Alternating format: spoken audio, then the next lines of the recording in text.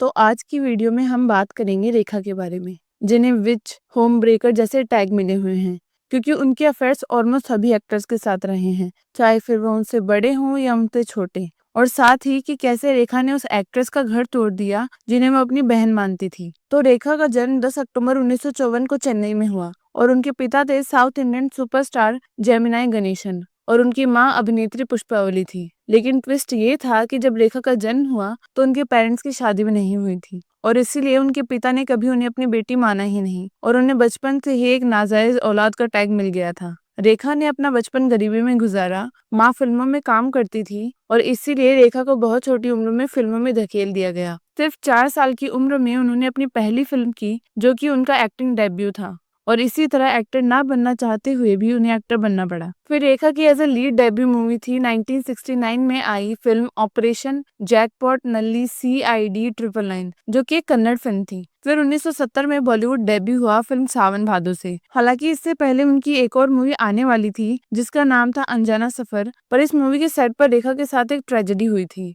तो इस मूवी में रेखा के साथ थे एक्टर विश्वजीत चैटर्जी और विश्वजीत ने रेखा को सेट पे मॉलेस्ट किया। तो मूवी में एक किसिंग सीन था जिसमें रेखा को कहा गया था कि एक सिंबॉलिक सीन होगा, मतलब किसिंग सीन कैमरा एंगल और एक्टिंग से दिखाया जाएगा। लेकिन सीन के दौरान विश्वजीत ने रेखा को पकड़ लिया और उन्हें जबरदस्ती किस करने लगे और उन्होंने रेखा को लगभग 5 मिनट तक लगातार किस किया और रेखा की मदद करने के बजाय डायरेक्टर और क्रू मेंबर्स तालियां और सीटियां बजा रहे थे। पर इस मूवी के बोल्ड सीन्स और रेखा के माइनर होने की वजह से सेंसर बोर्ड ने बाद में इस मूवी को रोक दिया, पर बाद में इस मूवी के सीन को एडिट करके और नाम बदलकर इसे 1979 में रिलीज किया गया और रेखा के डेब्यू के साथ ही उनके अफेयर्स की लिस्ट भी शुरू हो गई। तो सबसे पहले रेखा का नाम जोड़ा गया जितेंद्र के साथ। 70s के शुरुआती दिनों में रेखा और जितेंद्र ने कई फिल्में साथ की। उनकी केमिस्ट्री ने सबको दीवाना बना दिया था और इसी वक्त इनके अफेयर की शुरुआत भी हुई। पर इस वक्त जितेंद्र शोभा के साथ थे। हालांकि ये रिश्ता ज्यादा आगे नहीं बढ़ा और दोनों ने प्रोफेशनली डिस्टेंस बना लिया, क्योंकि रेखा ने एक दिन शूटिंग के दौरान जितेंद्र को ये कहते हुए सुन लिया था कि रेखा उनके लिए सिर्फ टाइम पास है। इसके बाद रेखा का नाम एक्टर किरण कुमार के साथ भी जोड़ा गया। कहा जाता है कि दोनों एक दूसरे के काफी करीब थे, लेकिन यह रिश्ता भी जल्दी ही खत्म हो गया। किरण कुमार ने बाद में एक इंटरव्यू में ये भी कहा कि रेखा एक रहस्य है, उन्हें पूरी तरह कोई भी नहीं समझ सकता। किरण कुमार के बाद में रेखा का नाम जोड़ा गया विनोद मेहरा के साथ। तो रेखा और विनोद मेहरा की कहानी शायद सबसे ज्यादा रहस्यमय है। तो विनोद मेहरा पहले ही 2 बार डिवोर्सी थे और मीडिया रिपोर्ट्स के मुताबिक उन्होंने रेखा से सीक्रेटली शादी भी की थी, पर उनकी ये शादी सिर्फ 2 ही महीने तक टिकी, क्योंकि शादी के बाद जब विनोद मेहरा उन्हें कोलकाता अपने घर ले गए तो उनकी माँ ने रेखा को घर में घुसने तक नहीं दिया और रेखा को धक्का देके घर से निकाल दिया। और जब रेखा डर कर लिफ्ट के पास में गई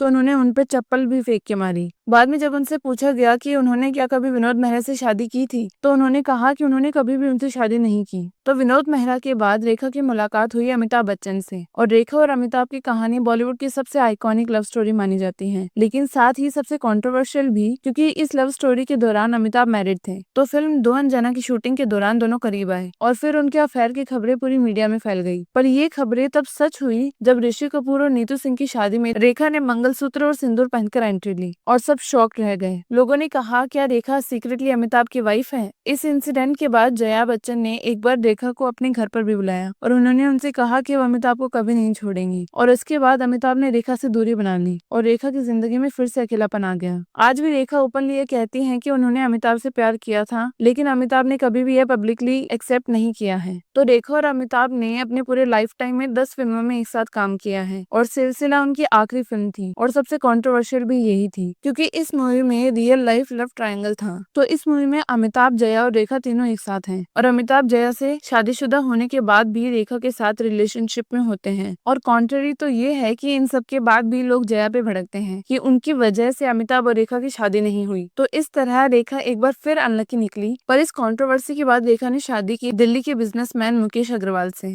सबको लगा कि अब रेखा शायद अपनी लाइफ में सेटल हो चुकी हैं, लेकिन शादी के कुछ महीनों के बाद ही दोनों के रिश्ते में दरार आ गई। मुकेश डिप्रेशन में चले गए और एक दिन उन्होंने सुसाइड कर लिया। उसके बाद रेखा को मीडिया ने ब्लैक विडो तक कहा और उन्हें बॉलीवुड में बॉयकॉट करना स्टार्ट कर दिया गया। इंडस्ट्री ने उनसे डिस्टेंस बना लिया। इसके बाद रेखा का नाम अक्षय कुमार के साथ भी जोड़ा गया, जो कि उनसे 13 साल छोटे हैं, जब उन्होंने फिल्म खिलाड़ियों का खिलाड़ी में एक साथ काम किया था। इस मूवी में अक्षय और रेखा के अलावा रवीना भी थी और रवीना अक्षय को डेट भी कर रही थी। फिर मूवी खत्म होने के साथ साथ इनका रिलेशनशिप भी खत्म हो गया। तो इस तरह अपने पूरे लाइफ टाइम में रेखा के 10 से भी ज्यादा अफेयर्स रह चुके हैं, जो कि ज्यादातर उन्हीं आदमियों के साथ रहे हैं जो या तो मैरिड हो या किसी के साथ में रिलेशनशिप में हो, और इसीलिए रेखा होम ब्रेकर के नाम से फेमस है। पर इतना सब कुछ करने के बाद भी रेखा को कभी सच्चा प्यार नहीं मिला और वो आज भी सिंगल है। तो आपको रेखा कैसी लगती है, ये हमें कमेंट सेक्शन में जरूर बताएं, और अगर आपको वीडियो पसंद आई हो तो वीडियो को लाइक करें।